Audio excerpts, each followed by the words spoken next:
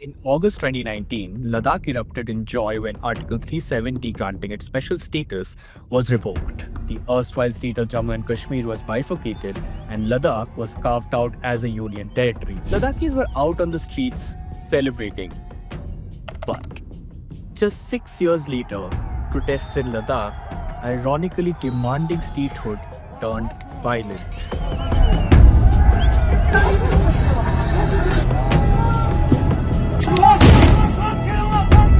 Four, including an ex-serviceman, were killed in police firing and 70 others were injured.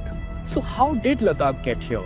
How did a region which is known for having some of the friendliest and peaceful residents see violence of this magnitude? To understand this, we need to go all the way back to the 1950s.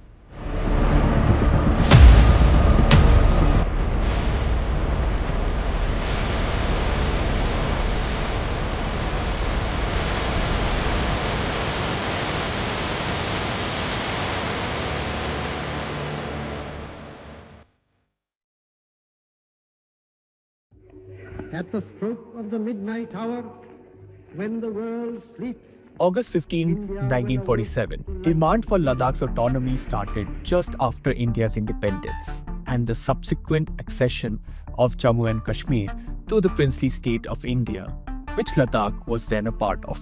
1970s, the Ladakh Buddhist Association, or LBA, a body that has largely defined the region's political trajectory, had always pushed for Ladakh's union territory status, but had scaled it down to seek autonomy because the revocation of Article 370 seemed politically infeasible at the time. Article 370 was a constitutional provision in India that granted special status to Jammu and Kashmir, letting it have its own constitution, flag, and distinct laws. January 24, 1981. Two protesters were killed during an agitation demanding union territory status for Ladakh and the scheduled tribe status for Ladakhis. 1989, the Ladakh Buddhist Association pivoted back to demanding UT status. And a minor altercation between a Buddhist youth and 4 Muslims escalated into communal tensions. The LBA called for a boycott of Muslims in Leh. The boycott was fueled by fears of Kashmiri influence, rise of armed resistance in Kashmir, and perceived discrimination against Buddhists in Ladakh. August 27, 1989, the police opened fire on protesters near Leh's historic polo ground, killing 3 men. This was only the second instance of violence in Ladakh in many decades, and the last recorded instance of violence here till September 2025. Now cut to August 2019 when the politically infeasible becomes feasible. Ladakh was all set to become a union territory. Climate activist and the center of protests in Ladakh, Sonam Wangchuk welcomed the decision. Wangchuk thanked Prime Minister Narendra Modi for the historic move before being deemed anti-national, charged under a draconian law by the Modi BJP government only 6 years later. आपके नेतृत्व में जो 70 साल पुरानी मांग थी लद्दाख को एक खुद मुख्तार यूटी बनाने की, कश्मीर से अलग करके, वो आपने बना डाला, जो कि लोग यकीन भी नहीं कर पा रहे हैं अभी भी। और बहुत खुशी की लहर चली लद्दाख में। October 31, 2019, a decades-long dream came true.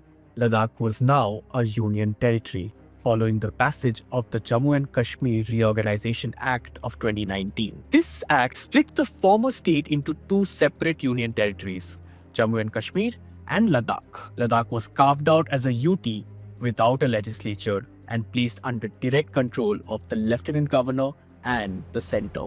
September 2020, a fresh wave of protests by Ladakhis erupted. Their demand: statehood for Ladakh, separate Lok Sabha seats for Leh and Kargil, job reservation for local residents, and constitutional safeguards under the 6th schedule. But before we proceed any further, what is the 6th schedule? The 6th schedule will allow Ladakhis to have a say in how the area is administered through an autonomous district council. Most Ladakh residents have voiced resistance to ongoing infrastructure and development projects in the region. They fear these projects risk erasing their cultural identity, land rights, and the ecological balance of an already sensitive ecological region. They say they were not involved in the decision-making process with respect to such projects. You now wonder, how did Ladakh go from demanding union territory status to demanding statehood?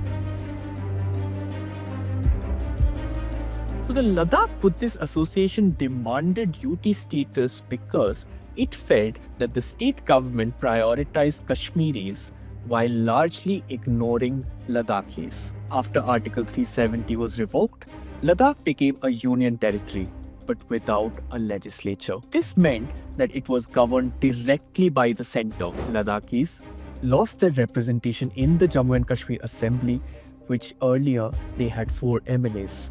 They couldn't protect their land, which was earlier safeguarded by Article 370 anymore. So, in 2021, the Ladakh apex body and the Kargil Democratic Alliance came together through peaceful protests to voice a unified demand for safeguards under the 6th schedule.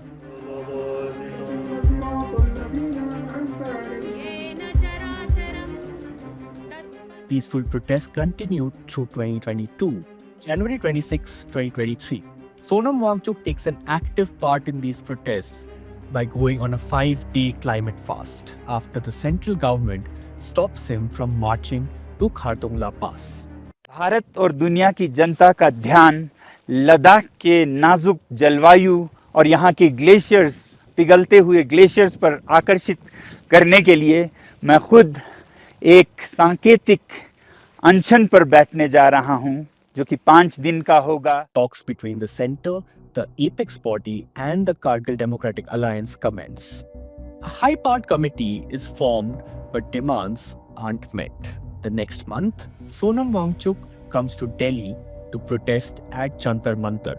All of that in vain. A year passes. BJP reaffirms their promise of protection under 6th schedule, right ahead of the crucial Lok Sabha elections. Hundreds demonstrate in Ladakh.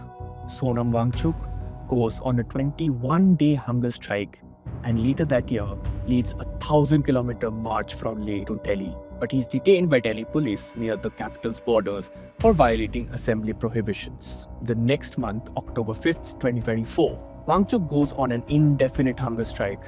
After 16 days, the Ministry of Home Affairs invites him for talks. And yet, no respite in sight. A year later, on September 10, 2025, Ladakh erupts in fresh protests. Wangchuk and 14 others go on a hunger strike which they plan to sustain for 35 days. September 21, 2025, the Home Ministry agrees to resume talks with the Ladakhi leadership and sets the date for 6th October. But the leadership reportedly wasn't happy with the terms set by the government. And so, their hunger strike continued. September 23, 2025, Ferring Wangchuk and Tashi Tolma collapsed during their hunger strike. With their immediate hospitalization, protests intensified. And for the first time, young Ladakhis who were on the sidelines until now joined the agitation. September 24, 2025, the Nawang Dorje Topdan ground, a place which saw a daily turnout of 100 to 400 protesters, had almost 5,000 gather. In no time, the protests turned violent. Protesters torched the local BJP office, vandalized and set vehicles ablaze. Wangchuk withdrew his hunger strike and appealed for peace.